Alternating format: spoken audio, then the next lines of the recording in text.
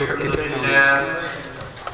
سيئات أعمالنا من يهده الله فلا مضل له ومن يضلله فلا هادي له.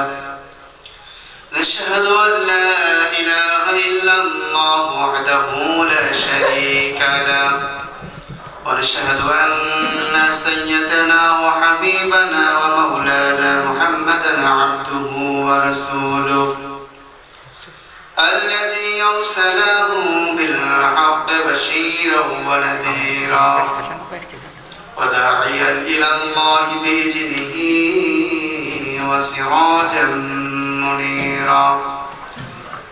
فقد قال الله تعالى في كلامه المجيد وفرقانه الحميد: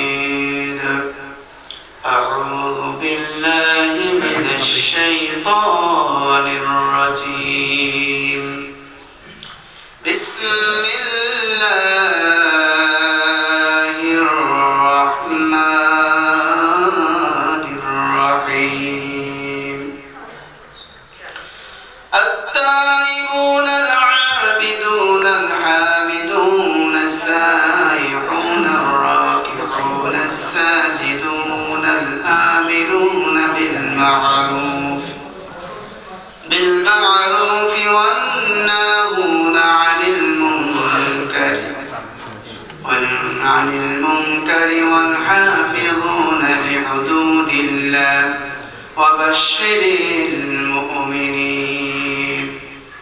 إن الله وملائكته يصلون على النبي يا أيها الذين آمنوا صلوا عليه وسلموا تسليما. اللهم صل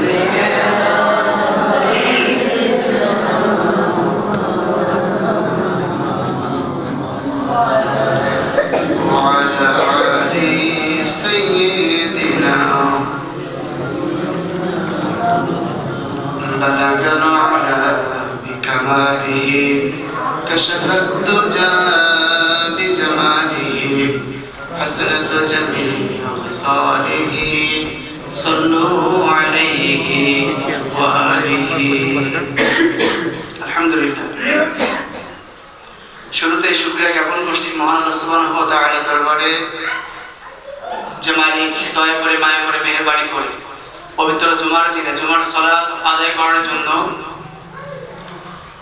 তার এই পবিত্র ঘর পর্যন্ত আসার তৌফিক সুযোগ হায়াত যে মনিব দান করেছেন,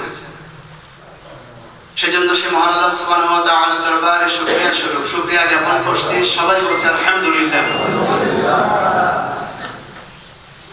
দরুদ পাঠ করছি মানবতার মুক্তির দিশারি সাইয়্যিদুল মুরসালিন আশরাফুল আম্বিয়া বিশ্বনন্দিত নবী জনাব হযরত মুহাম্মদ সাল্লাল্লাহু আলাইহি ওয়াসাল্লামের প্রতি।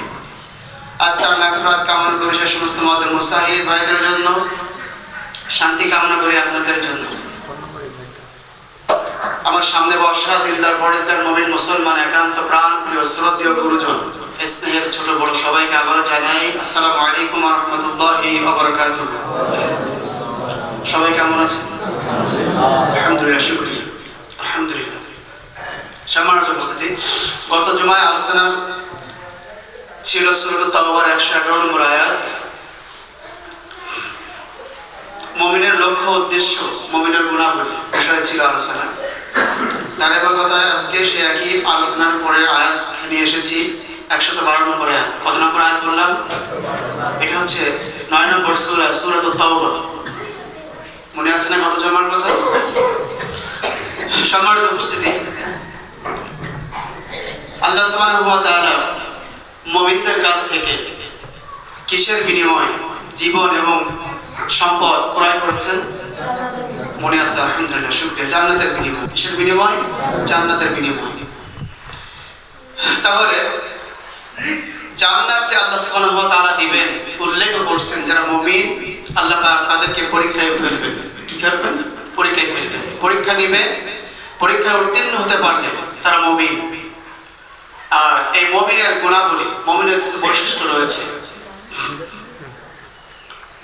সূরা তাওবার ভিতরে 12 নম্বর আয়াতের ভিতরে 9টি গুণাবলীর কথা উল্লেখ করা হয়েছে।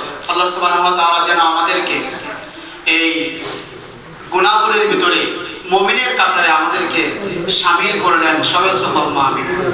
আবার বলি আমিন। সম্মানিত উপস্থিতি, আল্লাহ সুবহানাহু ওয়া তাআলা বলেন ইন্নাল্লাহা নিশ্চয় হাসতারা আমি ক্রয় করে নিয়েছি মিনাল মুমিনিনা মুমিনদের কাছ থেকে আনফুসাহুম তাদের জীবন, ওয়া আমওয়ালাহুম তাদের সম্পদ, বিআন্না লাহুমুল জান্নাহ জান্নাতের বিনিময়ে। কিসের বিনিময়?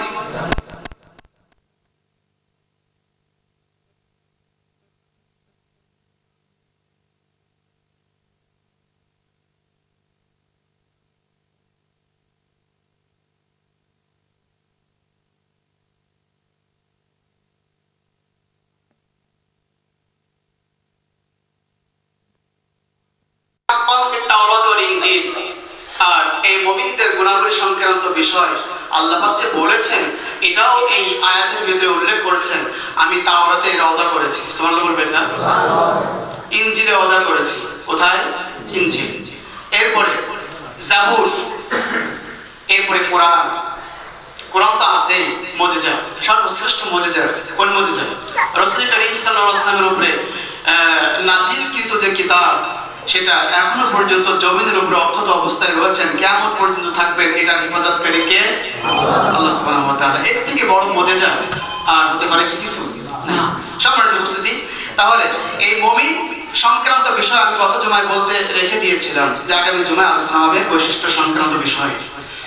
12 নম্বর আয়াতে আল্লাহ সুবহানাহু ওয়া তাআলা মুমিনদের বিষয় এখানে উল্লেখ করেছেন। আল্লাহ পাক যেন আমাদেরকে কবুল করে নেন মুমিনের কাতারে, আমিন।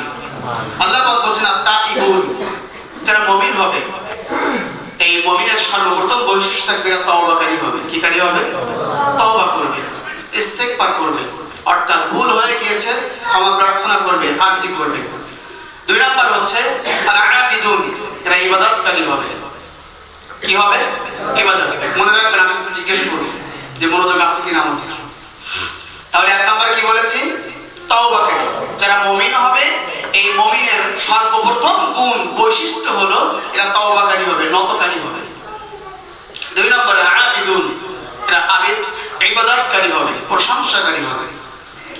হামিদুন শব্দের অর্থ হচ্ছে এরা প্রশংসনীয় বা প্রশংসাকারী, এরা প্রশংসা করবে লিল্লাহি, আল্লাহর জন্য, রব্বিল আলামিন, যে বিশ্ব জগতের মালিক। আস-সাহিহুন, এরা সিয়াম পালনকারী হবে। কি পালনকারী হবে? সিয়াম পালনকারী হবে। 5 নম্বর হচ্ছে আর-রাকিউন, এরা হবে রুকুকারী। কি কারী হবে? রুকুকারী। 6 নম্বর আস-সাজিদুন, এরা সিজদাকারী হবে। কয়টা বললাম? 6টা। আমি আবার ধারাবাহিকভাবে আলোচনা ইনশাআল্লাহ। আল-আমিরুন বিল মা'রুফ, যারা মুমিন হবে মুমিনগণ এরা সৎ কাজের আদেশ দিবে। সৎ কাজের আদেশ কারা দেয়? মুমিনরা দেয়। মুনাফিক সৎ কাজের কাছেও যায় না, লোক দেখানো কাজ করে, যে পরামর্শ দেয় সে নিজেও করে না, অন্যকে দেওয়ার চেষ্টা করে। ওয়ান্নাহুনা আনিল মুনকার, এরপরে হচ্ছে তারা অসৎ কাজে বাধা প্রদান করবে। আল হাফিজুন, এরপরে বলা হচ্ছে আল্লাহ পাক তাদেরকে এই বিষয়গুলো ইবাদতের দায়িত্ব দিয়েছেন। লিহুদুদিল্লাহ, কে দিয়েছেন দায়িত্ব? আল্লাহ সুবহানাহু ওয়া তাআলা। অবশ্যই মুমিনিন, আল্লাহ পাক বলেন আমি মুমিনদেরকে সুসংবাদের ব্যবস্থা করে দেব। আল্লাহু আকবার। আসুন এবার আমরা ব্যাখ্যার দিকে চলে যাই।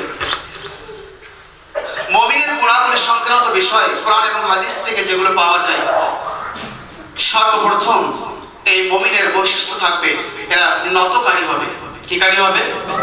মুমিন যদি ভুল করেও ফেলে, অপরাধ করেও ফেলে, অন্যায় করে ফেলে, সাথে সাথে নত স্বীকার করবে, সিজদায় অবনত হবে। কার দরবারে? আল্লাহর দরবারে। আল্লাহ তাআলা তাই বলেন আত-তাইবুন আল-আবিদুন আল-হামিদুন আস-সাইহুন আর-রাকিউন আস-সাজিদুন। কথাটা কার? আল্লাহ তাআলা বলেন তওবাকারী।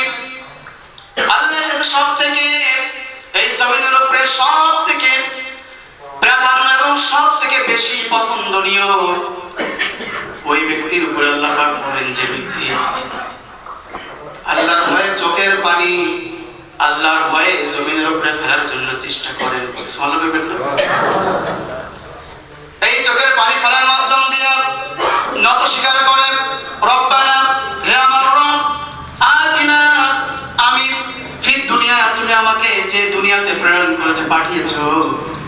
তোমার কাছে দরখাস্ত ছাড়াই তুমি অফুরন্ত নিয়ামতের অভিযোগ করে দিয়েছো।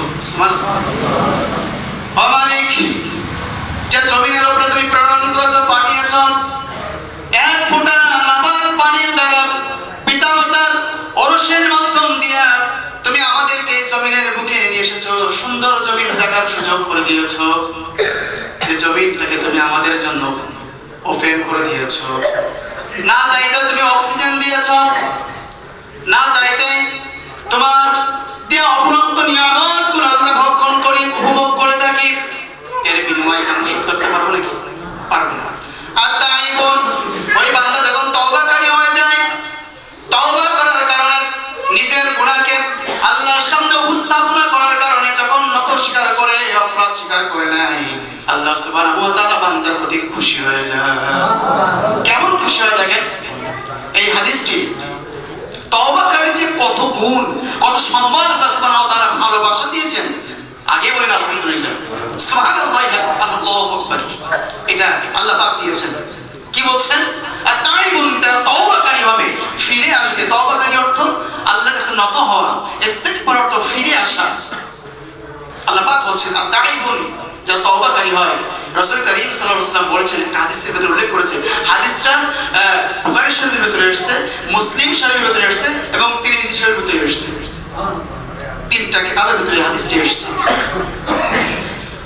রাসূল করিম সাল্লাল্লাহু আলাইহি ওয়াসাল্লাম হুকুম দিয়েছেন, দৃষ্টান্ত দিয়েছেন, সাহাবীরা শোনো, যদি কোনো মানুষ পাপাচারের কাজে লিপ্ত হয়ে যায়, অপরাধ করে, অন্যায় করে, যদি কোনো মানুষ দুনিয়ার মোহে পড়ে তাগুত শয়তানের পথ অবলম্বন করার কারণে, আল্লাহকে বিমালন ভুলে যাওয়ার কারণে, নফসের তাড়নায় পড়ে জমিনের উপরে যদি সব কর্ম করতে থাকে, পাপা কাজে লিপ্ত হয়ে যায়, আর যখন ওই বান্দা এর পর এক অপরাধ করতে থাকে, অন্যায় করতে থাকে, কোনো কারণের মাধ্যমে হোক, কোনো ওসিলার মাধ্যমে, যদি সে বুঝতে পারে আমার দ্বারা অনেক অপরাধ হয়ে গিয়েছে, অন্যায় হয়ে গিয়েছে, সে যদি ফিরে আসে, কি করে?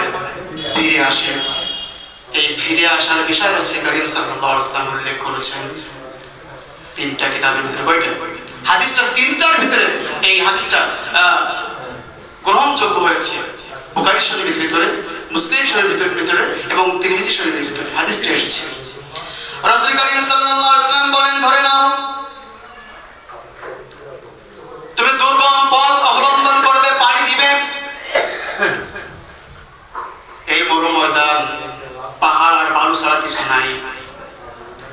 এই মরু ময়দানের উপরে যদি তুমি পাড়ি দেওয়ার জন্য তুমি একটা নির্বাচন করলে একটা উট, সেই উটের উপরে 1 মাস কি 2 মাসের যাত্রা করার জন্য তুমি খাদ্য এবং পানি, তোমার যা প্রয়োজন সব কিছু উটের পিঠে রাখলে। কিসের পিঠে? উটের পিঠে রাখলে। তুমি চলে গিয়েছো, পাড়ি দিয়েছো পথ, এই পাড়ি দিতে দিতে দিতে চলে গিয়েছো, ক্লান্ত হয়ে গিয়েছো, কোথায় বিশ্রাম নিয়েছো? যখন মরু ময়দানের মাঝখানে চলে গিয়েছো, 2 সাইডে সাদা, আর দেখা যায় না কোনো কিছু, যেখানে চলে গিয়েছো ওই পর্যন্ত ফিরে আসতে তোমার আরো 2 দিন হয়তো সময় লাগতে পারে। আবার তুমি যেখানে চলে যাবে আরো দ্বিগুণ সময় তোমার লাগতে পারে। এই মরু ময়দানে পাড়ি দেওয়ার জন্য তুমি উট নির্বাচন করলে, তার উপরে এই পাড়ি দেওয়ার কারণে তুমি খাদ্য সামগ্রী, পানি, খাদ্য যা প্রয়োজন সব কিছু তার উপরে রাখলে। রাখার পরে যদি তুমি বিশ্রামরত, ক্লান্ত হয়ে গিয়েছো, একটু বিশ্রাম নিদ্রা তোমার চলে এসেছে চোখে, উঠে তাকিয়ে দেখো তোমার বহনকৃত উটটি তোমার পাশে নাই। কি নাই? তুমি চতুর্দিকে খোঁজাখুঁজি করলে, কিন্তু তুমি সে উটের কোনো হদিস পেলে না, সংবাদ পেলে না, তথ্য পেলে না। বলুন তো এখন ওই মানুষটা কতটা পেরেশানি হবে? কারণ ওই ব্যক্তি জানে যে উটের পিঠে আমার খাদ্য, পানি, আসবাবপত্র যা কিছু ছিল ওই উটের পিঠে আছে। এখন তো এখান থেকে বাসায় ফিরে যেতেও পারবো না, আবার সামনেও গন্তব্যস্থানে পৌঁছাতে পারবো না। হতাশাগ্রস্ত, নিশ্চিত আমার মৃত্যুর বলে আমাকে পতিত হতে হবে, এর ভিতরে কোনো সন্দেহ নাই। এই ফিলিংস টেন্ডেন্স চিন্তা করতে করতে ওই মানুষ আবার ক্লান্ত, আবার ঘুমিয়ে গিয়েছে। ওখানে যেখানে ছিল ওখানে ঘুমিয়েছে, আবার চিন্তায় পেরেশানে সে ওখানে আবার বসে পড়ছে। নিদ্রা আবার ভেঙে গিয়েছে। ভেঙে যে দেখে সেই বহনকৃত উট তার পাশে আছে। সুবহানাল্লাহ বলবেন। এবার বলো তো সাহাবীরা তখন কেমন খুশি লাগবে? বলছে ইয়া রাসূলুল্লাহ, এই খুশি লাগার তো কোনো প্রশ্নই আসে না, এটার জবাব কিভাবে দিব আল্লাহর রাসূল ভালো জানেন। তখন ওই সাহাবী বলে ফেলছে, খুশিতে এমনই হওয়া উচিত। বলার কথা ছিল আমি আল্লাহর বান্দা, আল্লাহ আমার রব।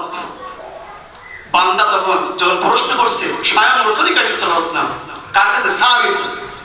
তখন সাহাবী বলছে ইয়া রাসূলুল্লাহ, খুশিতে আত্মহারা হয়ে, মানে এত খুশি হয়েছে যে ইয়া রাসূলুল্লাহ, খুশিতে আমি এত খুশি হবে, এত খুশি হবে, সে খুশিটা আপনাকে কিভাবে বোঝায়?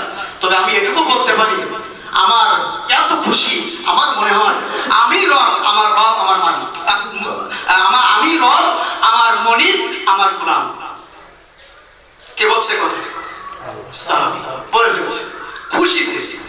বলার কথা ছিল কি যে আমার মনিব, তার প্রশংসা করব, তার দাসত্ব করব, তার গোলামি করব, কিন্তু সেটা না বলে রবকে নিজে রব বানিয়ে ফেলছে। তখন বুঝতে পারছে যে এইটা আমার ভুল বাক্য, কি বাক্য? কিন্তু খুশিটা কি যে এক মাস দুর্গম পথ, এই পথ পাড়ি দেওয়ার কারণে তুমি যদি তোমার বহনকৃত উট হারিয়ে ফেলো, আর পাওয়ার পর যে তুমি কত খুশি হবে, এইটা বোঝাতে গিয়ে উল্টাটা বলে ফেলছে। বলবে একটা, বলে ফেলছে আরেকটা। তখন রাসূল কারীম সাল্লাল্লাহু আলাইহি ওয়াসাল্লাম বলেন, সাহাবী শোনো, তুমি যখন এই খুশিটা তরামায় তুমি সঠিক না বলে উল্টাটা বলে ফেলছো, শুধু খুশির হওয়ার কারণে, তোমার উট তোমার কাছে ফিরে আসার কারণে যে খুশি তুমি হয়েছো, এর থেকে লক্ষ কোটি কোটি গুণ যে মনিব তোমাকে বিনা হিসাবে জমিনের উপরে প্রেরণ করেছে, রিজিকের ব্যবস্থা করে দিয়েছে, মায়ের রেহেমের ভিতরে ছিল কি খাবার প্রয়োজন সেই ব্যবস্থা তোমার মা ভিতরে তোমার আল্লাহ করে দিয়েছে, সেই জমিনের উপরে তুমি এসে খাওয়ার জন্য ছটফট করবে। দুনিয়ার কোনো ডাক্তার জানতো না কি খাবে, দুনিয়ার কোনো বিজ্ঞানী তোমার খাবারের ব্যবস্থা করতে পারে নাই, দুনিয়ার কোনো কবিরাজ তোমার খাবারের ব্যবস্থা করতে পারে নাই, স্বয়ং তোমার আল্লাহ সুবহানাহু ওয়া তাআলা তোমার খাবারের ব্যবস্থা করেছেন। আর ওই আল্লাহর মতো যখন তুমি পাপা কাজ থেকে ফিরে এসে তওবা করে ফিরে আসবে, লক্ষ কোটি কোটি গুণ আল্লাহ সুবহানাহু ওয়া তাআলা তোমার প্রতি খুশি হয়ে যায়। সুবহানাল্লাহ। আর তারই গুণ যারা তওবাকারী হবে, আল্লাহ সুবহানাহু ওয়া তাআলা বলছেন তাদের প্রতি আল্লাহ পাক এমনই খুশি হন। সুবহানাল্লাহ। শুধু তাই নয়, এটা এক নম্বর মুমিনের বৈশিষ্ট্য। দুই নম্বর হলো আল আবিদুন, ইবাদত করতে হবে কার? আল্লাহ। আর জোরে বলেন আল্লাহ, আর জোরে বলেন আল্লাহ। আবিদুন শব্দের অর্থ ইবাদতকারী। ইবাদতকারী কারা? আমরাই প্রশংসা করব, তাসবিহ করব, গোলামি করব, দাসত্ব করব, আইন মানব। কিন্তু এই মুমিন যদি এই কাজ মুনাফিকের দ্বারা হয়, কখনো কি সেই কাজ আশা করা যেতে পারে? মুনাফিক কখনো এই কাজ করবে না। কারণ মুনাফিক করবে লোক দিয়ে, কেন? রিয়ামূলক আমল করবে, জমিনের উপরে পাপা কাজ করবে, গোপনে প্রকাশ্যে যাই করুক না কেন সে মুমিন হবে না কখনো। কারণ মুমিনের কাজ কখনো সে আল্লাহর সাথে দ্বন্দ্ব সৃষ্টি করা, আল্লাহর সঙ্গে আইনের বিরোধিতা করা, এটা আল্লাহ কখনো মুমিনের বৈশিষ্ট্য হতে পারে না। পারে না? পারে না। তাহলে আবিদুন আলহামদুলিল্লাহি রাব্বিল আলামিন কার কথা এটা? পাঁচ ওয়াক্ত সালাতের ভিতরে সুন্নাত, নফল, ওয়াজিব, ফরজ দায় করে না কেন পড়তে হয় কিনা? আলহামদুলিল্লাহি রাব্বিল আলামিন। আপনি কি জানেন যে আলহামদুলিল্লাহি রাব্বিল আলামিন প্রতিনিয়ত আপনি যে প্রশংসা করেন, তার তাসবিহ করেন, তার গুণগান করেন, এর পাওয়ার, এর ওয়েট, এর প্রশংসা কত বেশি? আলহামদুলিল্লাহি রাব্বিল আলামিন জানেন আপনি এটার অর্থ কি? আল আবিদুন বান্দা তো তেমনই। আল আবিদুন প্রশংসা করে আলহামদুলিল্লাহ, আল্লাহ তোমার প্রশংসা করি, তোমার গোলামি করি, তোমার দাসত্ব করি। আলামিন তুমি তো এমন রব, এমন মালিক, তোমার মধ্যে আর কেউ নাই, বিশ্ব জাহানের মালিক তুমি, এটা আমি স্বীকার করি। সুবহানাল্লাহ। এটা কে বলে? আর মুমিন, যারা মুমিন হবে। এই মুমিনের বৈশিষ্ট্য দুই নাম্বার গেল, সংক্ষেপে আলোচনা ছেড়ে দিচ্ছি। তিন নাম্বার হলো হামিদুন। তাহলে ইবাদতকারী হবে মুমিন, আল হামিদুন প্রশংসা করবে, ইহদিনাস সিরাতাল মুস্তাকিম, আল্লাহর পথে চলার জন্য। কার পথে চলার জন্য? আল্লাহর পথে চলার জন্য। সূরা এই তাওবার ভিতরে প্রথমেই তো আল্লাহ পাক বলে দিয়েছেন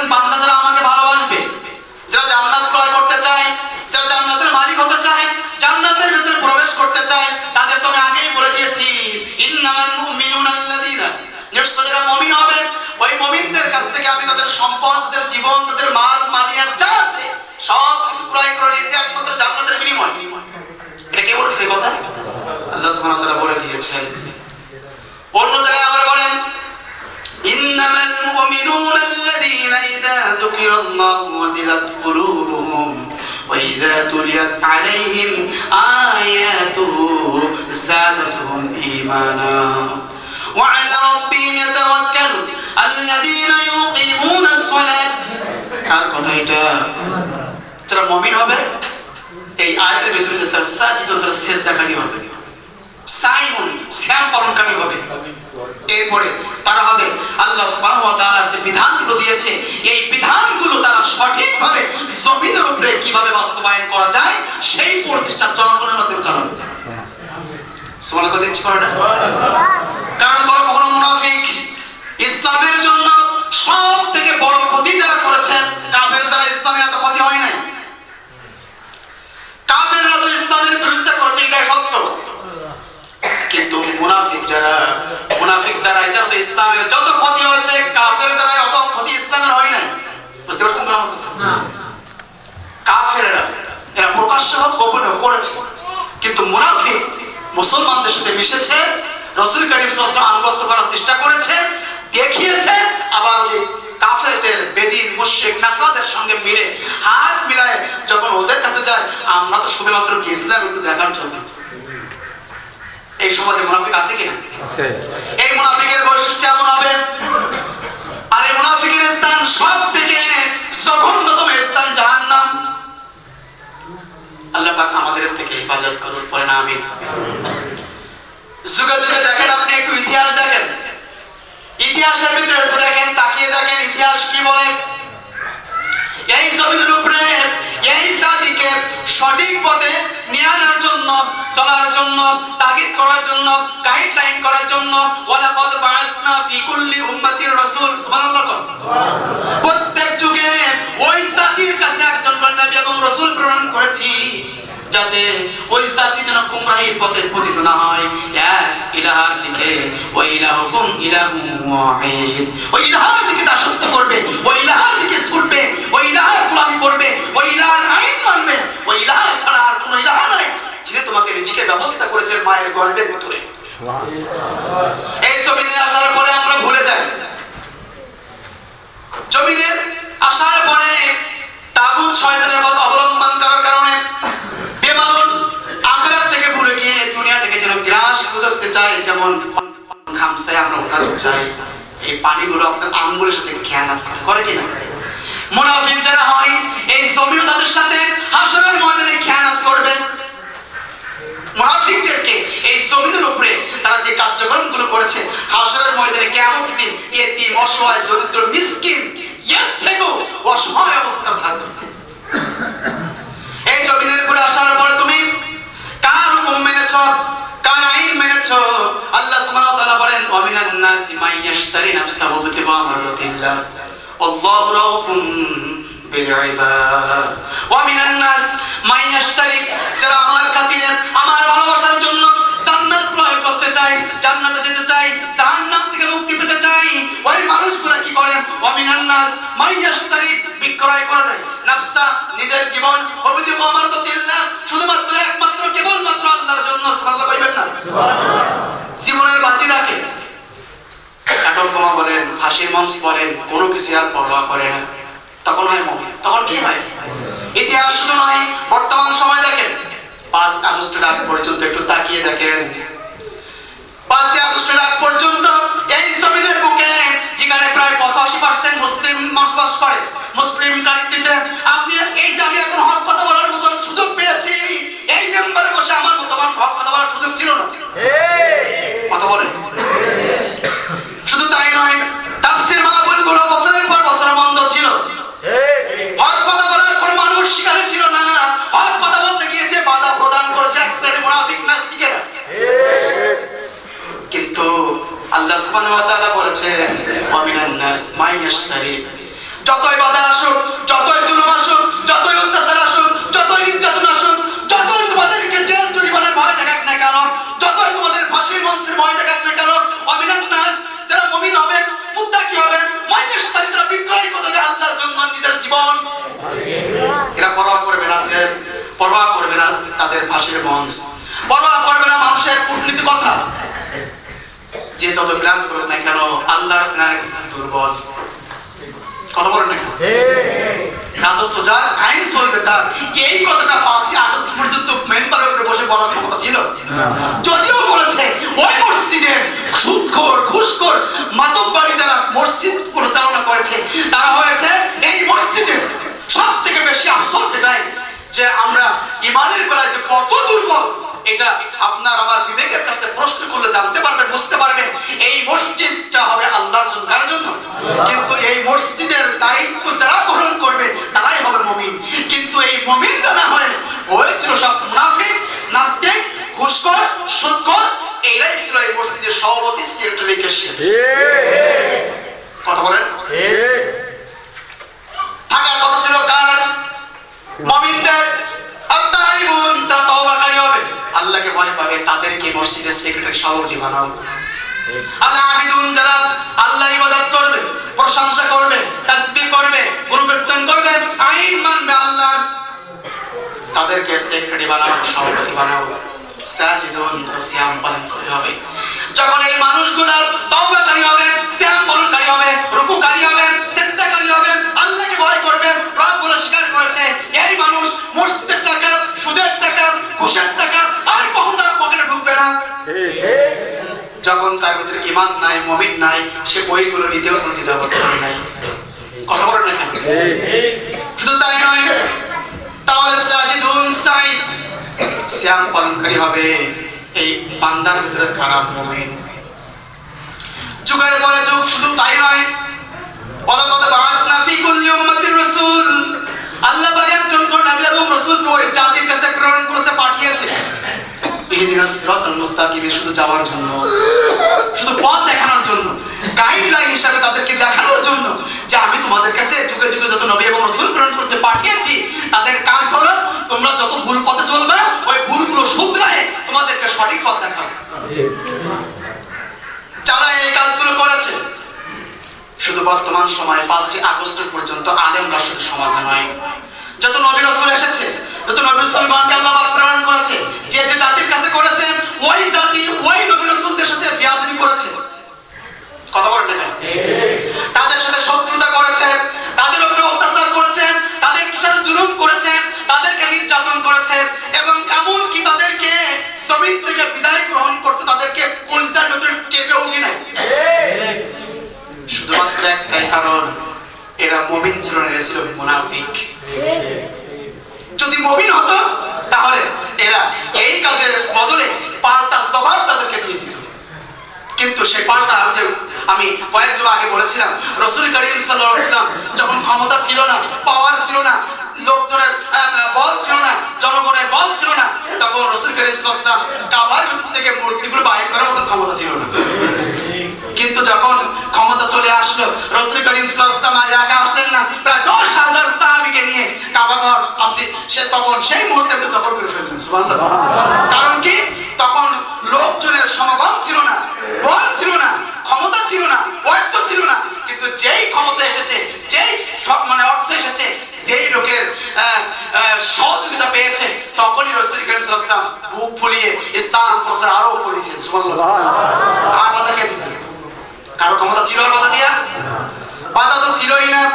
বরঞ্চ যেমন এই মানুষগুলো যেমন সোনায় সোহাগা, এই জুলুম, অত্যাচার, নির্যাতন, নিপীড়ন, না কোনো মানুষের হয়রানি, না কোনো মানুষ আর কষ্টের ভিতরে থাকে, কোনো মানুষ আর পেরেশানিতে থাকে না, কারণ আল্লাহর আইন তখন পূর্ণাঙ্গ বাজেট হয়ে গিয়েছে।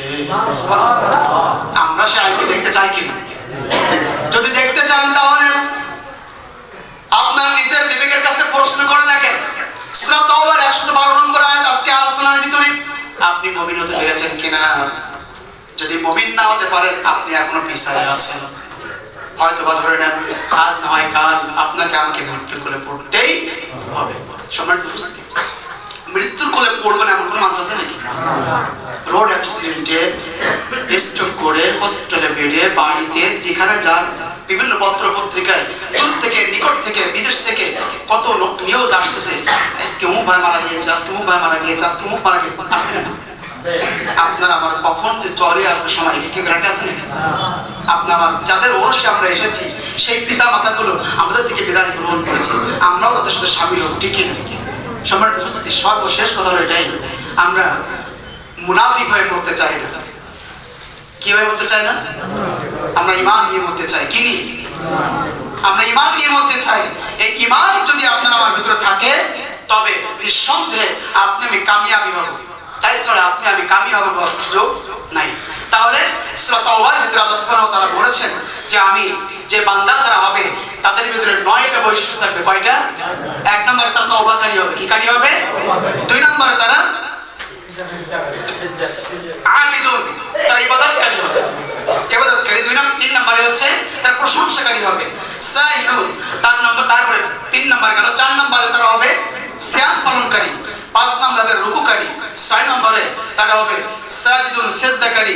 7 নম্বরে হবে তারা বিল মারুফ, সৎ কাজের আদেশ করবে। এবং 8 নম্বরে হবে অসৎ কাজের নিষেধ করবে, বাধা প্রদান করবে।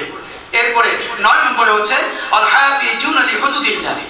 এই মানুষগুলা আল্লাহ পাক যে হুকুম দিয়েছে এই হুকুমের গোলামি করবে এবং সেগুলো হিফাজত করবে।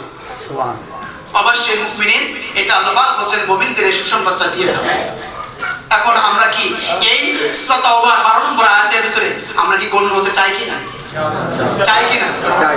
আপনি আমি সম্পদের পাহাড় রেখে যাচ্ছি, আপনার আমার সম্পদ জমির উপরে থেকে যাবে। এই যে গত কয়েকদিন আগে রোড অ্যাক্সিডেন্ট হয়েছে, এখানে একজন ভাই মারা গিয়েছেন, আমি শুনেছি। শুনেছেন না? আমি শুনেছি যে সেটা বাইক কিনেছে, ওনার চাচা নাকি জমি বিক্রি করছে প্রায় 14 কোটি টাকা, 16 কোটি টাকা বিক্রি করে ওই টাকা থেকে কিছু অংশ ওনার ভাইপোকে দিয়েছে গিফট হিসাবে। একটা মোটরসাইকেল কিনেছে কিছুদিন আগে, শুনেছি আমি এটা। এই ভাইটা আরেকজন ভাই রোডের উপরে অ্যাক্সিডেন্ট করছে। বলা যেতে পারে তাজা প্রাণ চলে গিয়েছে, তাই না? আপনি আমি যে এই পর্যন্ত হায়াত রেখেছে, বেঁচে আছি, এটার থেকে আর বড় শুকরিয়া আর কিছু হতে পারে না আমি মনে করি। এখনো পর্যন্ত যদি তওবার কাতারে আমরা না আসতে পারি, এখনো পর্যন্ত নিজের ভুল যদি শুধরে নিতে পারি, আপনাকে আমাকে হয়তোবা কোনো না কোনো ভাবেই মৃত্যুবরণ করতে হবে। আমরা কি পারবো না ইনশাআল্লাহ? আমি আপনাদের কাছে একটু আবদার করবো, মেহেরবানি করে আমরা আল্লাহর জন্য, কার জন্য? আল্লাহর জন্য। আবার কারো কথা বলেন কার জন্য? আল্লাহর জন্য। আল্লাহর জন্য। আল্লাহ পাক আমাদের অসংখ্য নিয়ামত দিয়েছেন, আলহামদুলিল্লাহ। আলহামদুলিল্লাহ। তার প্রশংসা করে সিজদায় অবনত হয়ে যদি কিয়ামত পর্যন্ত তাসবিহ করি, তার গোলামি করে, দাসত্ব করে আমরা শেষ করতে পারবো না। পারবো কি? আচ্ছা, আমি একটু আপনাদের কাছে আবদার রাখবো। ক্ষতির বিষয়, অনেকের সন্তান তুল্য এবং অনেকের ছেলের মতো, অনেকের ভাইয়ের মতো। আমি কি আবদার রাখতে পারি না আপনাদের কাছে? আমরা 5 টাইম নামাজ পড়ি না, কে কে বলা লাগবে, হাত ধরা লাগবে না। আমরা কি তওবা করে আজকে ফিরে আসতে পারি যে আমরা এতদিন আমি তওবা করি নাই, আমি নামাজ কাজা করেছি, নামাজ ছেড়ে দিয়েছি, বদমাইশি করেছি, আল্লাহর আইনের বাইরে করে চলেছি। আমরা আজকের থেকে এই তওবা থেকে আমরা তওবা করে নেব। আজকের জুমা থেকে আল্লাহর কাছে পানাহ চাবো যে আল্লাহ আমি অপরাধ করেছি, অন্যায় করেছি, তুমি আমাদেরকে ক্ষমা করে দাও, মাফ করে দাও, আর এই কাজ করবো না। 5 টাইম সালাত জামাতে আদায় করবো, বা যে অবস্থায় পারি পারবো কিনা ইনশাআল্লাহ? সবাই বলবেন ইনশাআল্লাহ। আল্লাহ পাক আমাদেরকে কবুল করে নিক, আমিন। সবার শেষ কথা হলো, সাইডে একটা ক্যালেন্ডার দেওয়া আছে, চার্ট দেওয়া আছে মসজিদের উন্নয়নের জন্য। এই উন্নয়নের জন্য তালিকার ভিতরে যারা আছেন তাদেরকে বলছি, তালিকার বাইরে আমার যুবক ভাইয়ের বা আমার পিতার সমতুল্য কারা আছেন একটু দেখি হাত তোলা। তালিকার বাইরে, তালিকার বাইরে কে কে আছে? এই মসজিদের মুসল্লি বাইরে কে কে আছে এই তালিকার বাইরে? আমি 5 জন ভাইকে চাই, 5 জন, যে 5 জন এই মসজিদের সদস্য হবে এবং প্রতি মাসে তারা তাদের সামর্থ্য অনুযায়ী যতটুকু পারে তারা এই মসজিদ দান করবে। পারবেন কি এটা দেখি? একজন, একজনের নাম দেখান তো। একজন। আর আমি আর 4 জন চাচ্ছি, আর 4 জন সুসংবাদ পরে দিচ্ছি। আর 4 জন দেখি আর কি আছে। বুঝতে পারিনি? আবার বলছি, মসজিদের উন্নয়নের জন্য সাইডে একটা চার্ট দেওয়া আছে। এই চার্টে সদস্য মাসিক একটা বেতনের ধার্য করা হয়েছে। এখন মসজিদটা সংস্কার করার জন্য বা করবে আগামীতে, এখন এখানে যে চার্টে যাদের নাম আছে, এছাড়া বাড়তে যারা আছেন বা নাম লেখাননি এখন, এরকম কে কে আছে? জি জি, ওইটা আর কে কে বাকি আছে? আর বাকি আছে, বাকি আছেন কেউ? আচ্ছা, নাম উল্লেখ করেননি এখন? আচ্ছা আচ্ছা, যদি বাদ পড়ে থাকেন আমি আপনাদের কাছে বড় জোরে বলে যাচ্ছি, মেহরবানি করে অন্তত আল্লাহর হস্তে নিজেদের জন্য অন্তত জাহান্নামের ভয় থেকে পরিত্রাণ পেয়ে যেন আল্লাহ পাক আমাদেরকে কল্যাণমুখী নেন, এটাই আমি কামনা করবো। যারা চার্টের বাইরে আছেন, কমিটি আমাকে বলেছেন, এই জন্য বলেছি যদি আমার কথায় কষ্ট পান ক্ষমা দৃষ্টিতে দেখবেন। আল্লাহ সুবহানাহু ওয়া তাআলা আমাদেরকে